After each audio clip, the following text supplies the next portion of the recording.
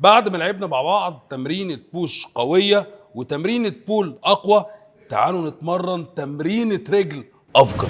هلعب أول تمرين سمانة هوائيات وأنا واقف 4 مجاميع في 50 عدة، وبعد كده سمانة وأنا قاعد على الجهاز 4 مجاميع في 15 عدة. وتأكد وأنت طالع تعصر للآخر، ولما تيجي تنزل خلي كعب رجلك في مستوى مشط رجلك. وبعد كده على خلفية الرجل النايم بنفس الأداء ده 4 مجاميع في 15 عدة. ولو عندك زاوية تانية للرجل الخلفي هتلعبها، ما عندكش هنرجع للجهاز الاولاني، بدل ما نلعب 4 مجاميع هنلعبهم 8. وبعد ما خلصنا السمانه والخلفيه هنروح على الاماميه ليج اكستنشن، هنلعب 4 مجاميع في 20 عده.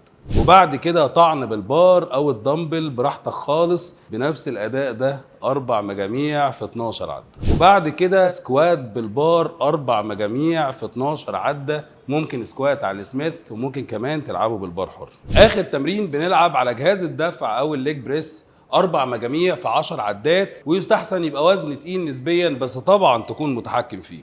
تم فرتكة الرجل بنجاح. عجبك الفيديو لايك وشير، وما تنسوش تشتركوا في القناة وتفعلوا الجرس. ولو عايزين تتمرنوا معايا اونلاين ابعتولي على الفيسبوك او الانستجرام. كان معاكم رامي عادل، السلام عليكم.